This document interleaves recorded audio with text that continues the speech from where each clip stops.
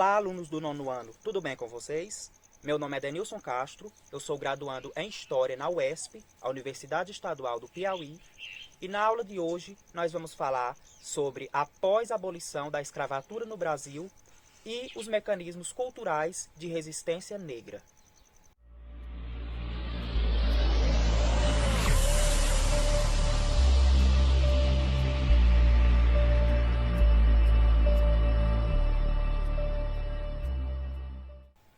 No oitavo ano, provavelmente vocês estudaram sobre a escravização de africanos no Brasil, que durou aproximadamente 300 anos.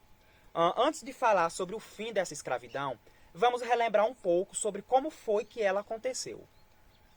Então, os portugueses chegaram no atual território do Brasil no ano de 1500, quando aqui já existiam cerca de 3 milhões de indígenas, segundo dados da FUNAI, a Fundação Nacional do Índio. E em 1530, esses portugueses fundaram aqui uma colônia, ou seja, o território passou a ser oficialmente dependente de Portugal. É como se fosse uma parte de Portugal, só que na América. Eles estabeleceram aqui muitas lavouras e engenhos de açúcar, com o intuito de obterem muitos lucros com isso. E eles precisavam de uma mão de obra barata, para que o lucro fosse grande. Ou seja, precisavam de trabalhadores baratos. Então, o que foi que eles fizeram? Eles decidiram escravizar pessoas consideradas inferiores a eles. Primeiro, escravizaram os indígenas, que para eles eram seres sem alma. E posteriormente trouxeram pessoas do continente africano à força, contra sua vontade. Devido à resistência dos indígenas, apoiada pelos padres jesuítas, os indígenas foram aos poucos deixando de serem escravizados e a escravidão negra ganhou força. Apesar de que os negros também resistiam muito. E essa escravidão durou por cerca de 300 anos. E quase 5 milhões de africanos foram trazidos para o Brasil durante esse tempo. Eles eram obrigados a trabalhar de graça em trabalhos pesados e sofriam muitos castigos. Apesar de que muitos morriam na viagem para o Brasil, porque as condições eram muito degradantes.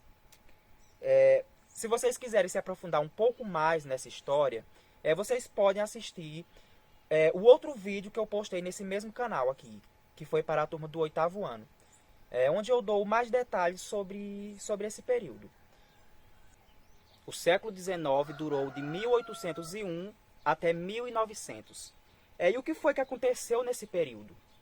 Então, em 7 de setembro de 1822, o Brasil se tornou independente de Portugal.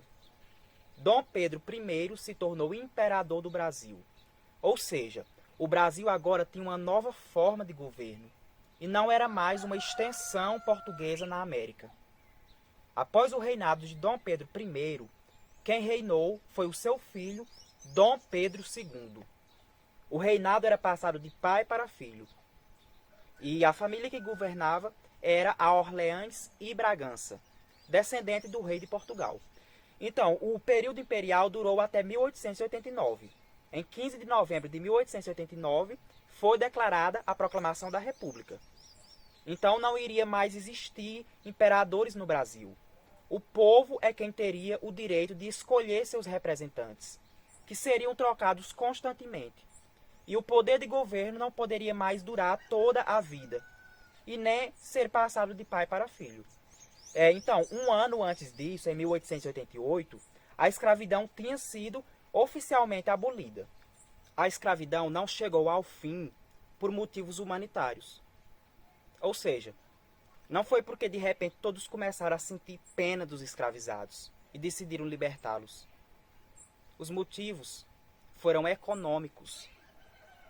No século XIX, estava tendo uma nova configuração nos países da Europa e da América, que resultava da Revolução Industrial, que vocês provavelmente devem ter estudado lá no oitavo ano. Então, as indústrias estavam crescendo cada vez mais e estava tendo a necessidade de mais pessoas para consumirem seus produtos e mais pessoas também para trabalhar em tais indústrias. Existiam muitas pressões populares no século XIX que lutavam para que a escravidão tivesse fim. Os chamados abolicionistas eram as pessoas que lutavam para isso. E por conta disso, foram sendo feitas algumas leis para que ela fosse se acabando aos poucos. Então, podemos destacar a Lei do Ventre Livre e a Lei dos Sexagenários. A Lei do Ventre Livre foi assinada em 1871 e decretava que todos os filhos de escravizados nascidos a partir daquela data seriam livres. Porém, os senhores dos escravizados podiam ficar na tutoria dessas pessoas até os 21 anos de idade. Ou seja, teriam a guarda dessas pessoas e até lá poderiam decidir quando de fato elas seriam libertas. Para que não demorasse tanto, ficou decidido que se fossem libertas até os 8 anos de idade, os senhores receberiam uma indenização, ou seja, uma quantia em dinheiro. A Lei dos Sexagenários foi assinada em 1885 e determinava que todos os escravizados que tivessem mais de 60 anos seriam libertos. Mas essa foi uma lei que foi feita justamente para não dar certo. Primeiro porque era muito difícil um escravizado durar mais de 60 anos, já que sofriam muito com as duras condições de trabalho e morriam novos.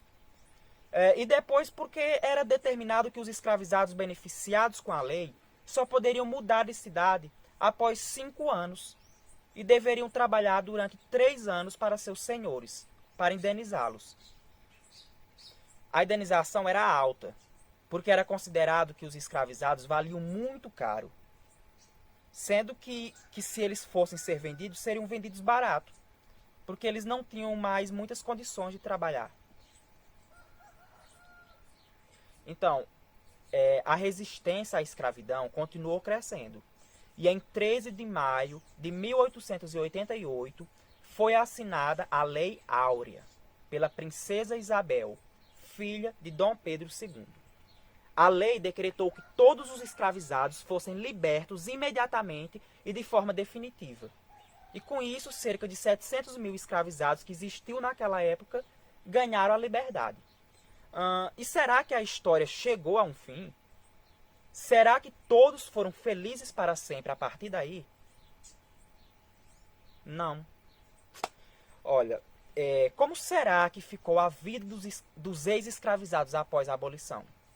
Ou melhor, como será que ficou a vida dos negros no Brasil após o início da República? Porque, como eu falei agora há pouco, 1 ano após a abolição, foi proclamada a República no Brasil, em 1889. Olha, a primeira reação dos ex-escravizados, obviamente, foi comemorar. Depois disso, eles procuraram algum lugar para se estabelecer. Eles não eram proprietários de nenhuma terra no Brasil e não tinham estudo. Portanto, não conseguiriam trabalhar em algum serviço que não fosse braçal. Muitos, sem ter lugar para onde ir, continuaram trabalhando para os seus senhores. Os fazendeiros faziam de tudo para não perdê-los e reclamavam muito de não terem sido indenizados. O que é um absurdo, né? Porque quem deveria ter sido indenizado seriam os negros e não os fazendeiros. Muitos fazendeiros apelaram na justiça para que alguma coisa fosse feita. E eles conseguiram ficar com a guarda de crianças que antes eram seus escravos. E teve casos de eles sequestrarem essas crianças. Por isso, os pais delas não poderiam sair das fazendas, porque senão ficariam sem seus filhos. Os negros tinham muita vontade de sair daquele lugar em que tinham sido escravizados, mas quem mais conseguiam eram os jovens, porque tinham mais condições de se estabelecer em uma terra para cultivá-la. Eles eram muito desprezados pelos brancos, que consideravam os negros inferiores a eles. Nessa época teve uma imigração muito grande de trabalhadores que vieram da Europa e que trabalhavam por custos baixos. Então, a prioridade era sempre contratar os brancos, para que a identidade do brasileiro não fosse vista lá fora como de um povo mestiço, e sim de brancos. E os negros ficavam sem trabalho. Por isso, começaram a associar a imagem do negro à de malandros. Eles eram considerados vagabundos.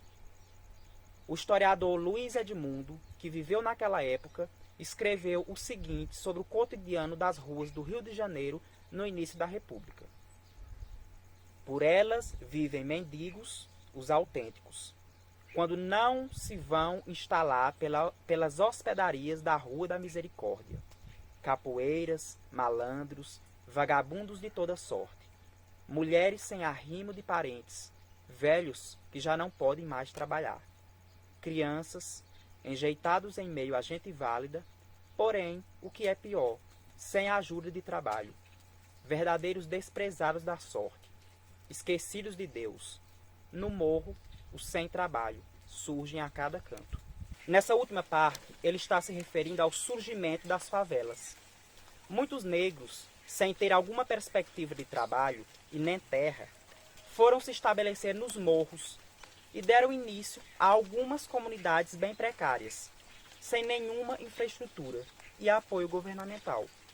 As favelas ficavam às margens das cidades. Por isso, os negros eram considerados marginais. Muitos abolicionistas tinham projetos de como a abolição deveria acontecer. Podemos citar o de Joaquim Nabuco, que dizia o seguinte: serão estabelecidas nas cidades e vilas aulas primárias para os escravos.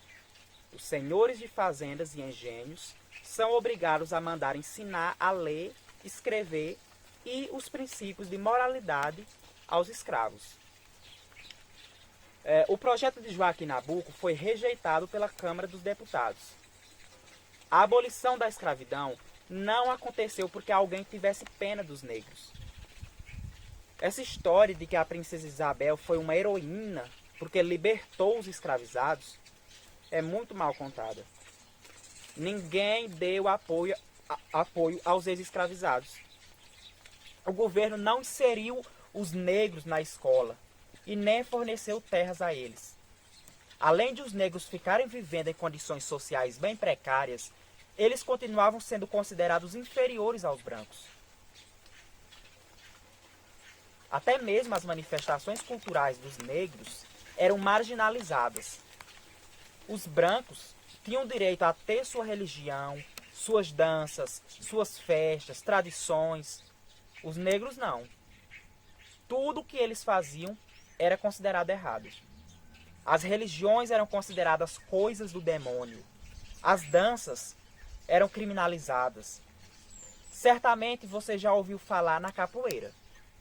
Hoje, ela é considerada um patrimônio brasileiro e teve início na época da escravidão. É uma arte marcial acompanhada de música e era praticada pelos escravizados. Nessa época, ela era proibida e quem praticava era punido com 300 chibatadas. E mesmo na época da República, ela continuou sendo proibida e quem praticasse era punido com 6 meses de prisão. Só em 1937, quase 50 anos depois que a escravidão tinha sido abolida e que a República tinha tido início, foi que ela foi legalizada. Além da capoeira, podemos destacar também vários outros símbolos culturais dos africanos no Brasil e que permanecem até hoje. Como, por exemplo, algumas danças como o samba, o maracatu, a congada, as religiões como o candomblé, a umbanda e alguns pratos como, por exemplo, o cuscuz, o acarajé, o mugunzá, o vatapá e a feijoada. Todos esses símbolos culturais são símbolos de resistência, porque ainda hoje muita gente tem preconceito. Mas quando alguém continua preservando, significa o quê? Que essa pessoa não está baixando a cabeça e está mostrando que a cultura do negro é tão importante quanto a do branco. Os negros nunca baixaram a cabeça e se fizeram de coitadinhos. Sempre lutaram para ter lugar na sociedade. No próprio samba, como eu falei, a maioria das letras falam da resistência do povo negro. E podemos destacar também a imprensa negra, que eram jornais que tinham o objetivo de falar sobre questões raciais. sobre a história e cultura do negro e sobre seus direitos. E sobre os movimentos sociais dos negros no início da República, podemos destacar a Revolta da Chibata. No início do século XX, a Marinha Brasileira castigava os marujos que estavam nos cargos mais baixos com chibatadas, quando considerava que eles mereciam. E a maioria desses marujos eram negros e mestiços. Mesmo a escravidão já tendo acabado, eles eram castigados como escravos. Até que em novembro de 1910, muitos marujos se revoltaram e se rebelaram. E é interessante que o motivo da revolta não foi apenas esse das chibatadas, porque a revolta significa toda a insatisfação que os negros tinham com as desigualdades sociais e raciais que ainda sofriam em plena república. Olhando essa foto aqui, o que é que você vê? Essa é Dorothy Counts, uma aluna negra em uma escola dos Estados Unidos na segunda metade do século XX. Vemos que os alunos brancos estão zombando dela, porque eles não aceitavam que um negro estudasse na mesma escola que eles. Essa foto é dos Estados Unidos, mas poderia muito bem ser do Brasil. A escravidão acabou oficialmente no Brasil em 1888, há pouco mais de 100 anos. Mas as desigualdades, as dores, o racismo, tudo isso continua vivo na nossa sociedade. Segundo dados do IBGE, o Instituto Brasileiro de Geografia e Estatística, 56,10% da população brasileira é declarada negra. Ou seja, a maioria dos brasileiros são negros. Mas mesmo assim, nós vemos que ainda existe muita desigualdade. Segundo dados do IBGE, entre todos os ricos do Brasil, 70% são brancos. Já entre todos os pobres do Brasil, 75% são negros. E o racismo no Brasil ainda é muito grande, mesmo que seja disfarçado. Os negros têm muito mais dificuldade em conseguir emprego. E muitos ainda têm a imagem associada a malandros e vagabundos, como eu falei anteriormente. Hoje em dia, todas as escolas e universidades aceitam alunos negros. Mas isso não é suficiente, porque se a maioria dos pobres são negros, é natural que a maioria das pessoas que tenham condições de estudar em boas escolas e chegar às universidades sejam brancas. Isso jamais significaria que os brancos sejam mais inteligentes que os negros, mas significa que os brancos têm mais oportunidades para estudar e conseguir bons empregos do que os negros. E tudo isso é resultado da escravidão e da falta de apoio dada aos negros após a abolição. Ou seja, tudo isso é culpa dos brancos que foram até a África, sequestraram os negros, trouxeram para o território brasileiro, tiraram sua dignidade e lhes trataram como bichos. Os brancos têm uma dívida com os negros, uma dívida histórica. E uma maneira que o Brasil encontrou hoje de tentar pagar essa dívida foi através das cotas raciais. Em toda a universidade pública é determinado que uma porcentagem das vagas sejam destinadas a negros, para que, quem sabe, um dia tenhamos o mesmo número de profissionais negros com bons salários do que os brancos. No Piauí, por exemplo, 80% da população se declara negra. 30% das vagas de cada curso da UESP, a Universidade Estadual do Piauí, eram destinadas a negros. E neste ano de 2021, foi assinada uma lei estadual ampliando essa porcentagem para 50%. Outra forma de lutar contra o racismo e contra as desigualdades raciais que ainda existem é através da cultura. Muitos negros têm vergonha de dizer que são negros, porque os brancos dizem que eles são inferiores, e eles acabam acreditando. Os negros têm que se orgulhar de sua raça, de suas danças, de suas crenças e da sua identidade. Os negros têm que se orgulhar da sua história e da sua resistência. Os negros não podem abaixar a cabeça e têm que ter orgulho de dizer que são negros. E essa luta não é só deles. todos temos que lutar para que o racismo acabe. Ninguém pode se calar. O que afeta alguém que está ao nosso lado também nos afeta. Todo mundo merece direitos iguais, mas cada indivíduo da sociedade é diferente um do outro. E temos que respeitar essas diferenças. Então, essa foi a nossa aula de hoje. Eu espero que vocês tenham gostado e que voltemos a nos ver em uma próxima aula. Tchau!